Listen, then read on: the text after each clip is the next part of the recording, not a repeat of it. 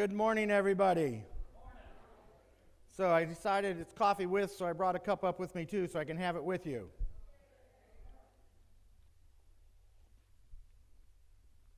So every year I get the privilege to come up and talk about our preparedness for our hurricane season is the main thing that we go through, but I go through a whole lot of other things because my world has lots of disasters in it, whether they be small or campus-wide or individual. So, and that's what my team loves taking care of every day for you all who has decided to come and enjoy your lives here at John Knox Village. And I'm really bad at reading my notes. I just talk. So, enjoy.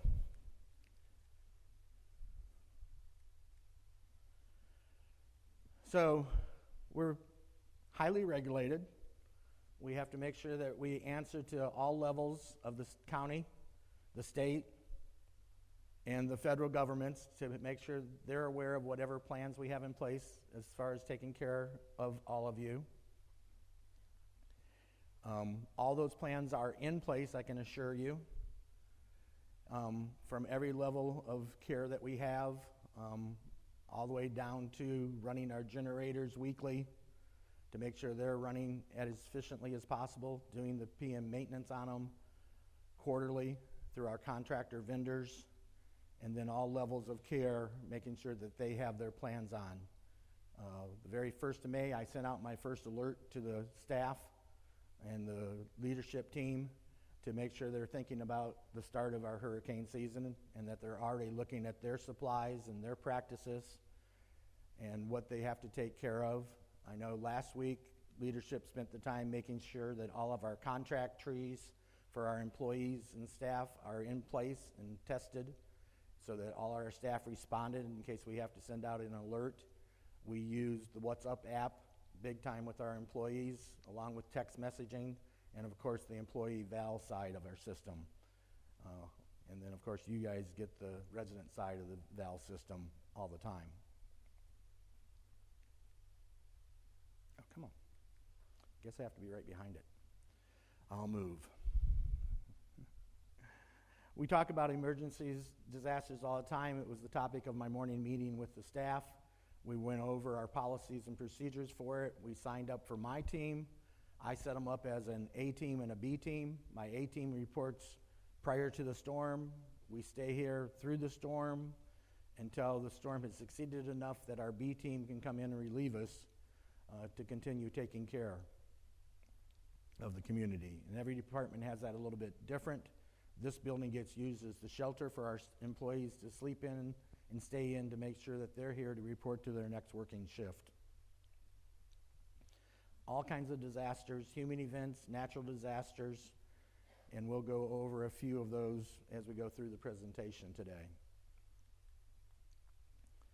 Human events, the active shooter, suspicious package, hostage, equipment disasters, missing people, known as a code green in our world, and then some type of outside disturbance. And we've had a lot of these happen within our village, and we've gone through the process of being able to take care and notify people and make sure that we're able to take care of it. Active shooter is something that we've been doing the last few years as a campus-wide drill. We do it internally in our healthcare system on it, but it's been nice the last 2 or 3 years that we actually started doing that as a campus-wide and learning how we can better communicate to that many people at one time, not just residents and staff, but also visitors, contractors, vendors that are on property in case they're in an area where something like that may be happening.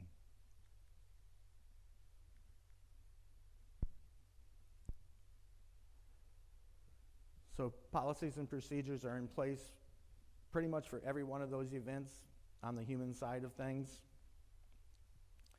We are very thankful that it's rare that anything of that nature does happen.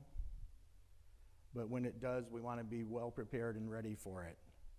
The active shooter is much like Race for Fire acronym on it. It's the acronym or the active shooter of run, hide, and fight.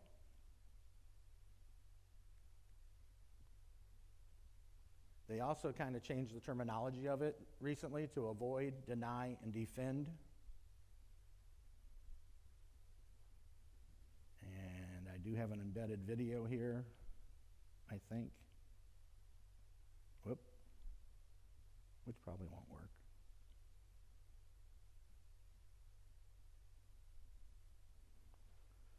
All right. Assistance from the master in the back. It works in my office, but doesn't work here.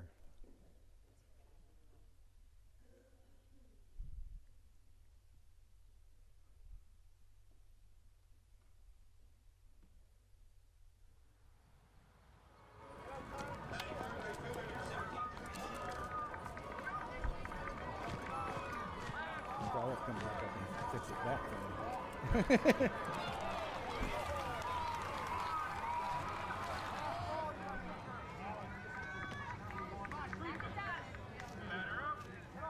All right, bases loaded.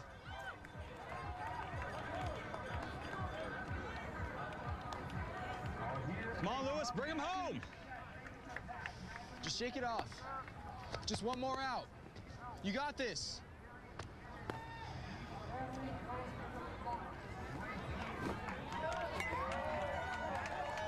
Got it.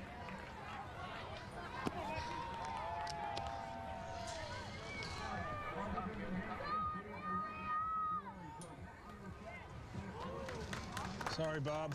Just isn't my day. Hey, plenty of game left. Come on.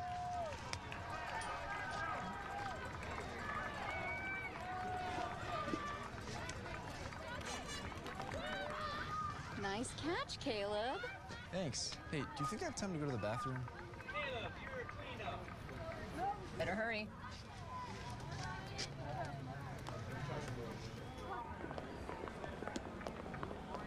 Have a great day. This is the last of the ice. Maybe Neil can get us more. You need help with them? I got it. Makes up for not having a workout this morning.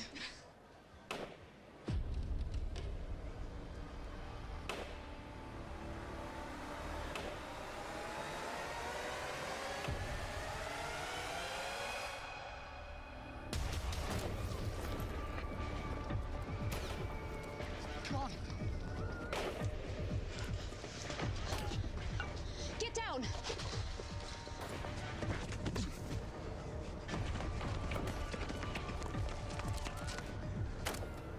The run and run-hide fight means to evacuate quickly and safely in the direction away from the attacker. Keep moving until you are sure that you found a safe location.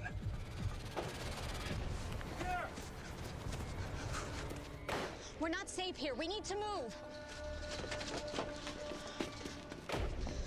I'm concealed from the shooter's view, but this won't stop bullets.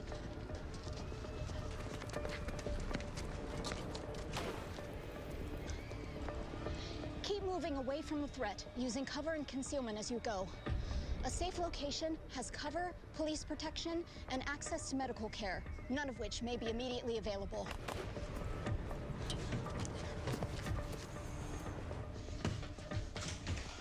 Close and lock the door. I'll get the shutter. And here, hurry!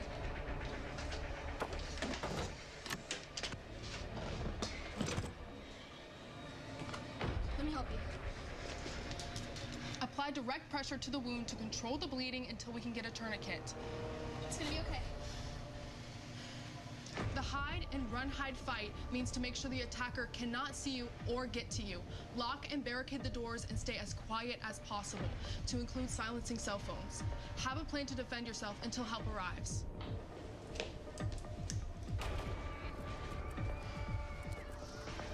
The attacker is blocking our only escape, but we're not going to be victims. If you control the gun, you control the shooter. I'll go for the gun, you grab the arms, and you go for the head. The fight in run, hide, fight means fight for your lives. So don't fight fair.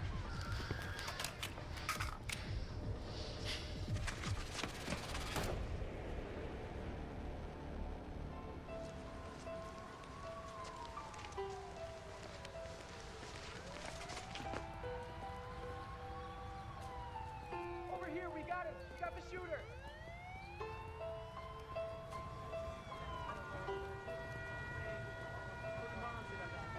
Where are we headed?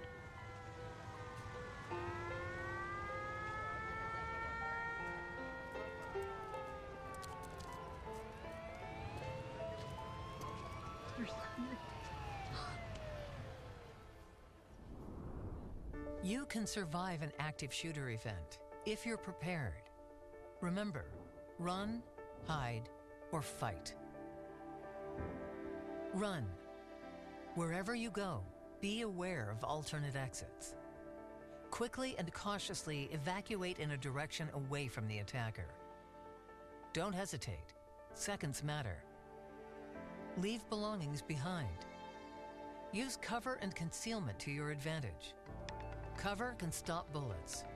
Concealment will hide your location, but will not stop bullets. Follow all instructions from law enforcement. Don't stop until you're sure you have reached a safe location. Hide. If there is no safe escape route, find a good hiding place. Lock and barricade doors. Silence cell phones. Have a plan to defend yourself. Fight. Fight only as a last resort. Use available objects as improvised weapons. Use teamwork and surprise. A coordinated ambush can incapacitate an attacker. You are fighting for your life. Don't fight fair. Stop the bleed. A victim can die of uncontrolled blood loss in 5 minutes or less. Apply pressure or a tourniquet to control severe bleeding. Know how to survive. Go to fbi.gov/survive to learn more.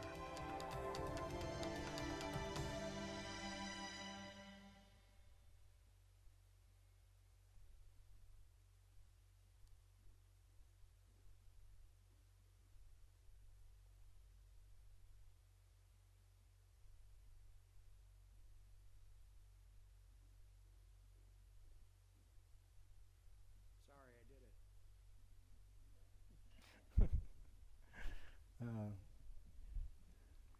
This is all about being prepared. You never know when something like that could happen to you and where you'll be at when it does happen to you. So it's something that we've included in there as just going over, because you could be at Walmart, you could be at a grocery store, gas station, superstore, whatever that is, and have some type of situation like that happen. And just making sure that you have that advanced knowledge, this little bit that we have go through yearly, just adds to the knowledge base of being able to react properly when you get into a tense situation of something of that nature. Equipment disasters. There's not one on that list that I don't think we've been through.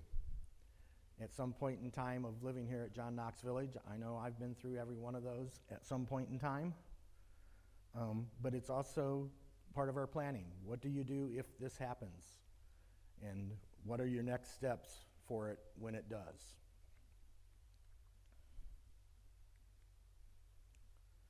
Been through this one way too many times. Different things that happen to our water system will make us go on to Orange City water system and actually have to put out the boil water alerts that everybody loves so much.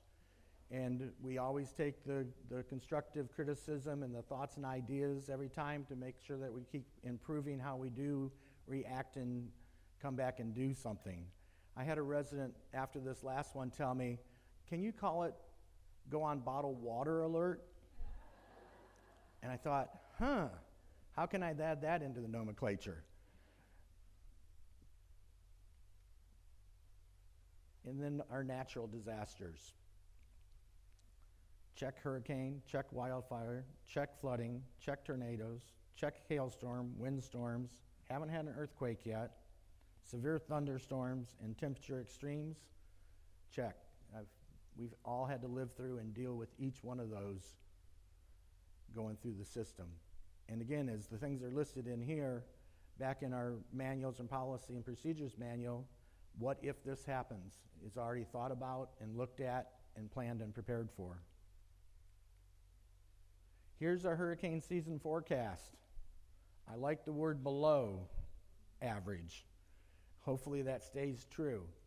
Somebody was talking to me about hurricanes yesterday, or talking about what was going to happen, this and that. I said, all right, stop. Don't jinx it.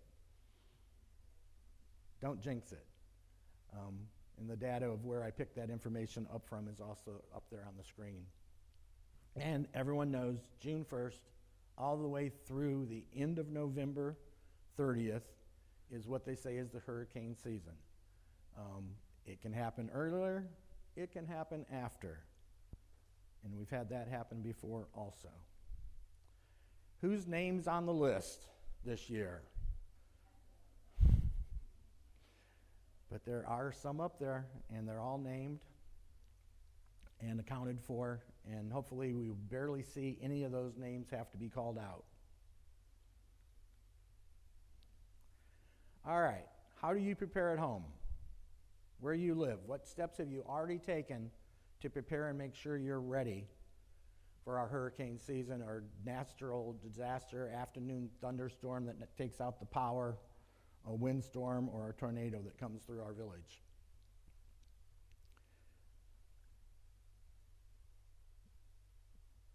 A lot of questions there that we answer. Places to get to stay safe.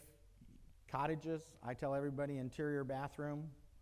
Our villas, again, I pick bathrooms. They're probably one of the safest corners in a house, well constructed, outer block walls.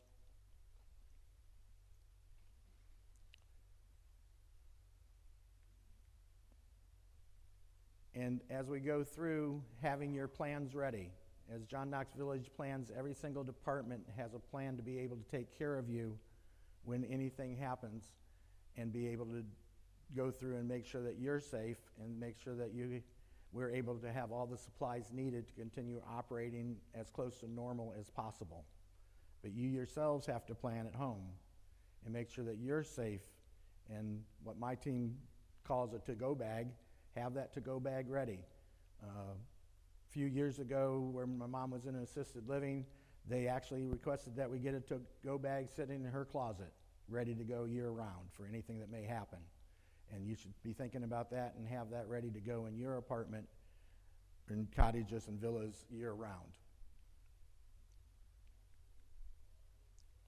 Get into items that you should keep on hand. I love flashlights, as you can see up front. Portable weather radios. I got 2 up front there on the floor on the stage. And then your essentials that you'll need: any toiletry, washcloths, and then to have your change of clothes for a time that you may have to be out of your unit or away. Your medications, make sure that they're fully stocked at all times, and especially during the hurricane season. And for our pet owners, have pet carriers and pet cases, and also have their medication that they may be taking stocked and ready for them. I've mentioned several times, but in our healthcare side of this, our assisted living, memory care, Majestic Oaks, they are all prepared and ready for it. They have already reviewed with their staff the things that they need and how they're going to communicate to families, and make sure that they have any important of the documentation ready to go and on hand at all times to be able to take care of residents in our healthcare side of our facility.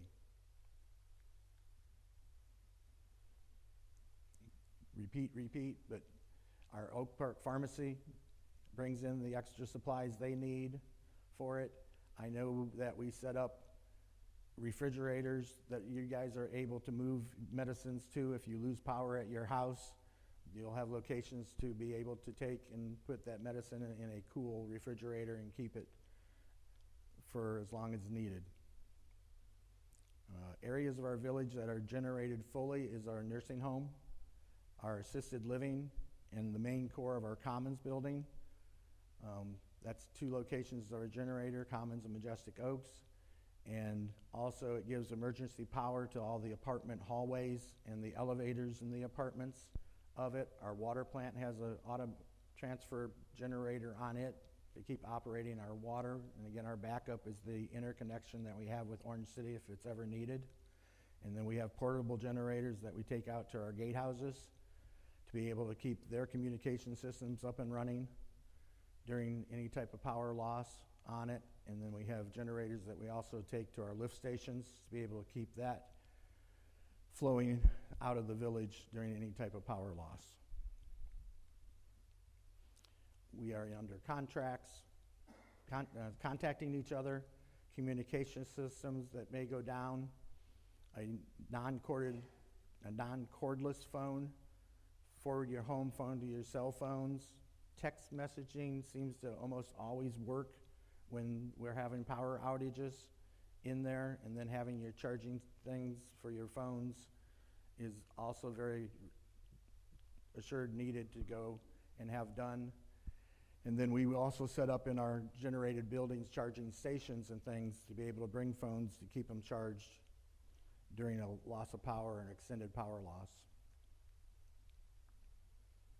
Things that we use for communication, of course, our JKV website, our Facebook page, again, our VAL system. And then also, if you are going to leave, come or go during a disaster, make sure that it's communicated so that we're not searching for somebody that's out and staying with family or a neighbor or friend within the village or out of the village.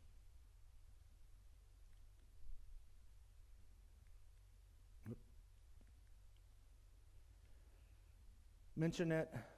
TV's on, of course it would be on the Knox channel. VAL has become our most reliable system that goes out to residents. I know that Mr. Trainer will hold resident meeting when needed prior to and after a storm on it.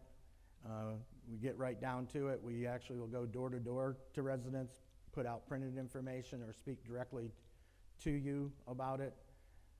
And all security and all other staff will help do that if we're in a situation that we've got to go out and knock on doors and make sure that residents are getting the right information for whatever the disaster may be. Do not use candles if you lose power.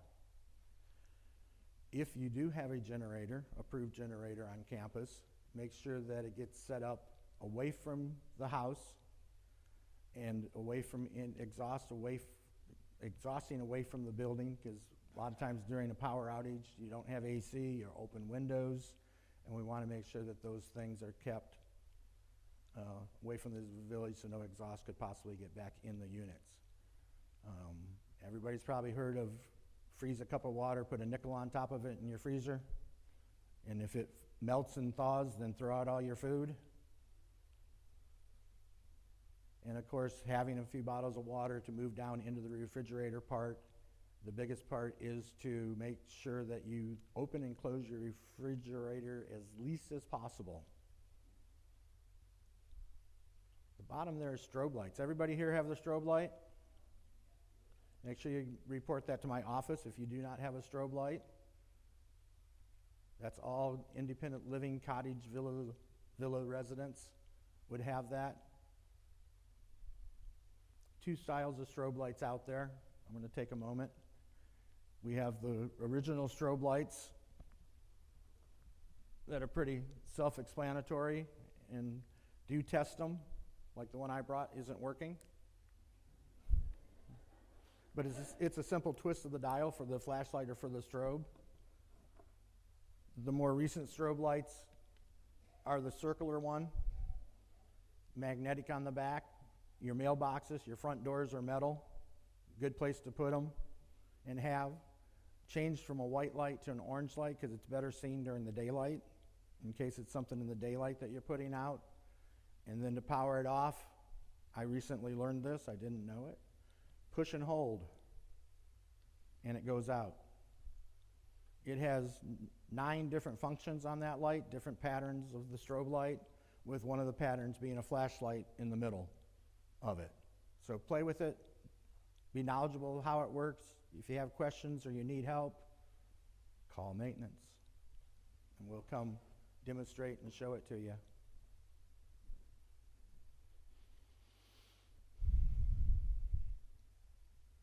The number of employees probably isn't quite right. I know that keeps going up and down. I believe in our culture 110%. I feel like we are the best planned community and the best working team far above anybody else out there. I know I have my protocols that I have to follow whenever I have any type of emergency, and who I have to notify and who I have to make sure is aware of it, and then getting notices out to the villagers, and making sure the ones that need to know about something happening within our village is taken to them as quickly as possible, and then making sure that once it's corrected, getting that back out to let everyone know that the issue has been corrected and passed. Just a simple list of all our different departments. Again, I stress that every one of these departments goes through their procedures and policies during the month of May to be ready for our hurricane season, but it's something that all of our staff through our Relias training program have to read and sign off on every year, so that every policy that we have for staff is read by every employee every year.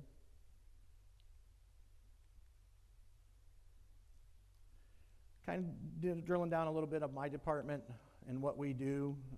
We've already done an inventory of sandbags. I've done an inventory of all my hurricane supplies that I need, all of our equipment, our generators. Like I said, the in-place generators and our larger portable generator, they're ran weekly. Our little generators that we take out to the different locations are ran monthly. I just did around 6,000 gallons of diesel fuel, ouch, but topped off every generator in the village. I do run those down to about 50% in the off season just to get rid of the old fuel for it, and we do add additives to our fuel, and then we also have yearly analyzing the fuel to make sure it's in top shape to be able to run the equipment done yearly and follow whatever recommendations we may get back from those reports.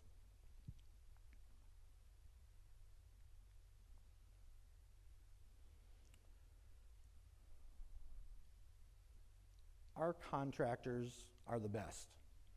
I've worked with them for many years. When it comes to disasters, they take John Knox Village, they take pride in working and taking care of you here at John Knox Village. Our people that come in after a storm start preparing for that storm with me in advance. I make calls to every one of them to be assured that they'll be here when needed. We pre-stage equipment on property, trailers, skid steers, high reaches, all the things that we may need to have to be able to take care of any of the things that could happen during a storm. It is all reviewed and monitored every step of the way coming into it in the week and days prior to it. I have all the rest of the department. It mentions the food, it mentions medicine, having your emergency kits and pet supplies on hand. We are a shelter-in-place community. Basically, we're going to, unless we're told to evacuate or we strongly feel we need to, we are going to shelter in place and make sure that you stay safe in place here at John Knox Village. Our equipment hasn't changed in the last year. All of our things are still in place with generators, stationary portables. All of our vendor agreements are reviewed every year. We just had everything updated for 2026. It rose 2026, 27. We update those in March and April and get new ones back from all the people that we need to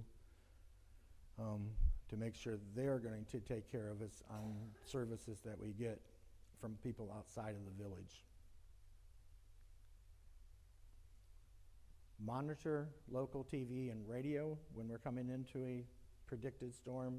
Our radio stations, our TV stations do a great job of talking about it. I say they might hype it up a little more than they should, but it is something to take very seriously as we go through a storm. And make sure that when you're thinking about it, you start hearing about storms, this is the time of year to top off your vehicles and not let them go down below it. Besides, right now, I'd rather put a quarter tank in my truck than filling it up fully with the price of gas.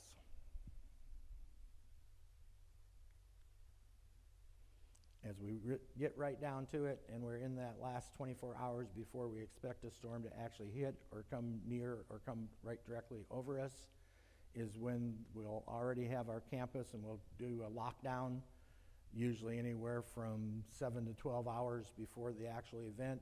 We'll have all the staff on property that we need to have to go through the event on property, and that staff will be here, and if they need to be here, they'll come shelter in this building or shelter at Majestic Oaks or at assisted living, so that they can make, staff is required to make their next scheduled shift.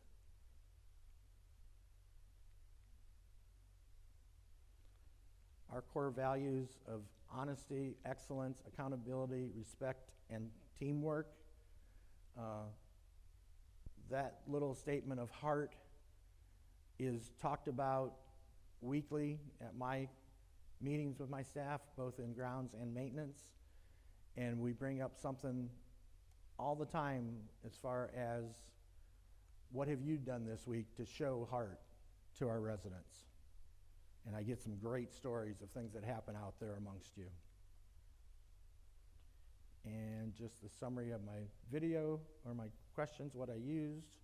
And now the floor is open for me to try to answer any questions needed. Up front, Mr. Rudolph. She's headed your way. Thank you. Mark, you did a great job, as you always do. Question on the strobe lights. You explained how they work and the fact that one's magnetic, so you can put it on your mailbox.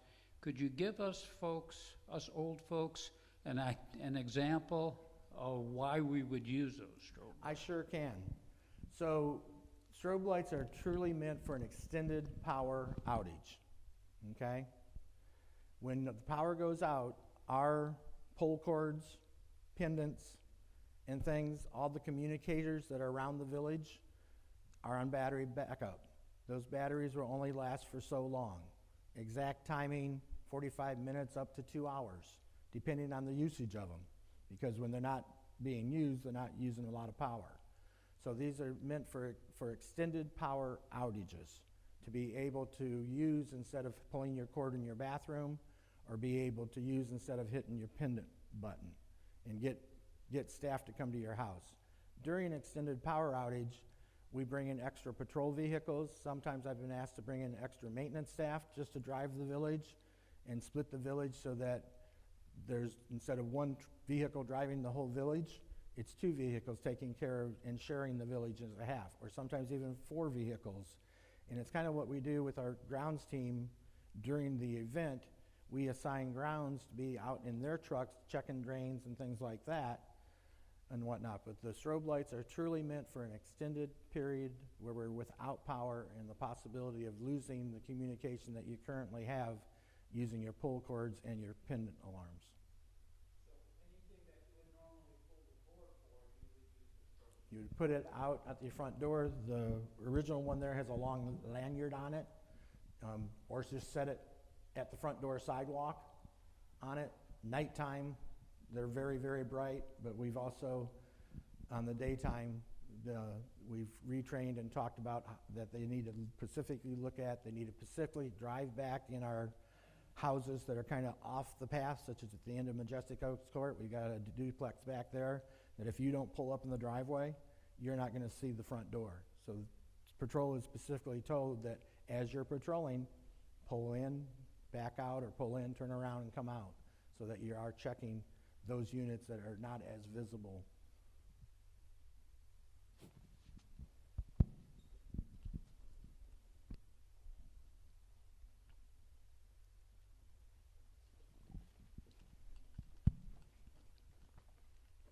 You have a question?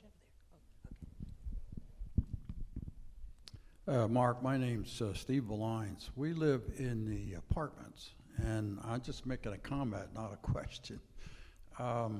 In the big storm we had 2 years ago that destroyed the cottages and all that kind of stuff, we watched the weather, and they said the winds are going to be coming predominantly from the north, and we live on the north side of the apartments. So we rolled up beach towels and put them on the bottom of our 3 sliding glass doors to prevent water intrusion from the wind and the rain that comes in. And sure enough, that worked. It saved the floors, the carpets, and everything. You just pick up the towels and throw them in the washer, and you're all good to go. But that really worked. But we rolled them up, and they were wet the next day. So people in the apartments, if it's coming from the direction that your door faces, put a beach towel on the bottom of the sliding glass door. Great suggestion.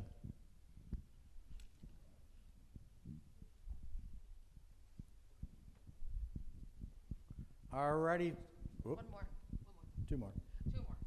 Oh, I also live in an apartment, so in reference to the strobe light, where would I put the strobe light?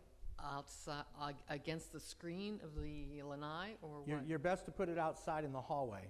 Apartments are manned by staff, home health, and I have staff during the event of a outage that patrol also in the apartments.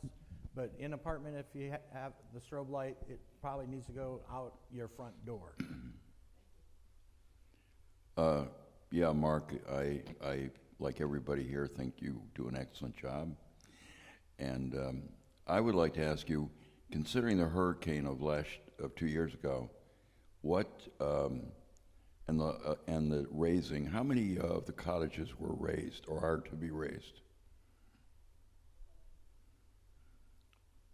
You're saying raised, but we're taking down 12 units, demoed. Is that your question? Yeah. All right. So you're taking 12. Are each?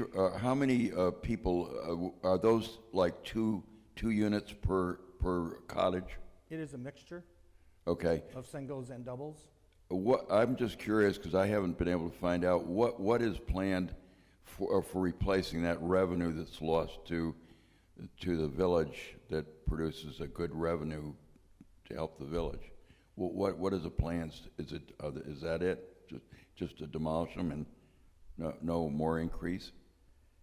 I'm not going to go specifically to the details of the planning for the next 10 years of John Knox Village. Oh, okay. And how that will affect us and what we Okay. plan to do to grow in the future from the loss of that revenue.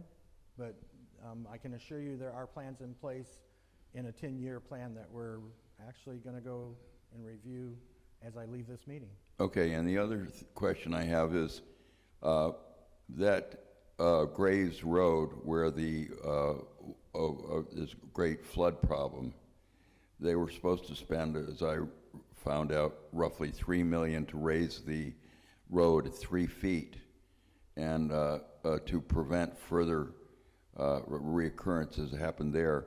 Do you know? Can you tell us anything about what's going on with the attempt to prevent that flooding from that area? My update is probably close to a year old right now on the whole city plan of putting in systems to mitigate water levels throughout the community of Orange City.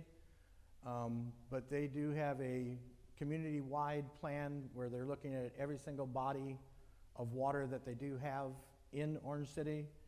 And the raising of Graves Avenue is part of that interconnect of a pumping system that will eventually move all that water out to the acreage that they bought off of French Avenue that was an old sand pit and use as a area to put water levels when they do raise.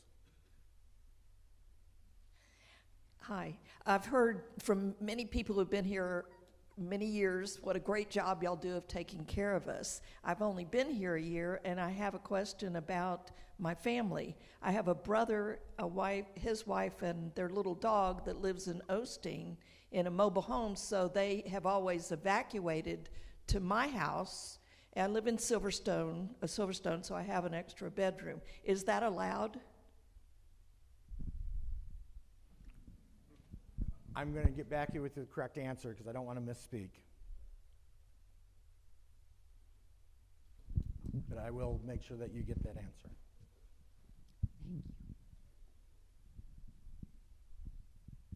Good morning. Good morning. I'm going to change the topic just briefly. I am uncomfortable walking around the lake because of the alligator. What have you done about removing it, please? So I need to visually see the alligator or have somebody visually see it and be able to report to me the size of the gator. I did put a call into Florida Game and Wildlife about it, and that's the information that they need from me to be able to report an alligator.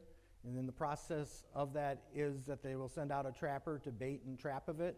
I have not heard a report of anybody visually seeing that alligator since the very beginning of this, which is now close to 30 days ago for it. And I can tell you a lot of stories about alligators at the moment, but I'll stay off that for a moment because I now live on a lake as of last September. But we do everything possible once we have that report to follow through, such as, and not a lot I can do about bears, but we put out a bear alert this morning of a bear being sighted in the village, and then that increases the awareness. I make sure that that goes out to all my staff members that are driving around on golf carts. And the same thing with the alligators. Our staff is made aware of it and try to pay better vigilance to be able to spot that. So if it is a gator of the size that I can actually get it removed, then I'll work the process of getting it removed. Mark, I was wondering where you would recommend that we try to get those new strobe lights. Just let maintenance know. I'm sorry? Just let us know at maintenance. We will deliver them. All right. Thank you.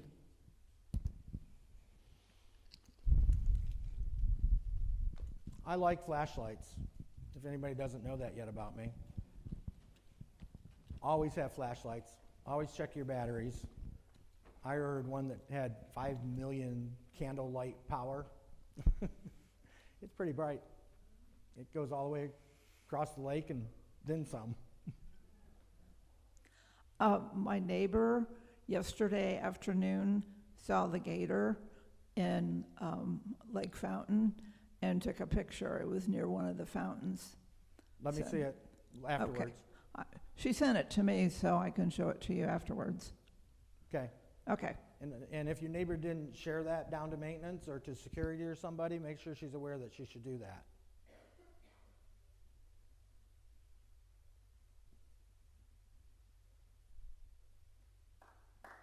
Thank you, thank you.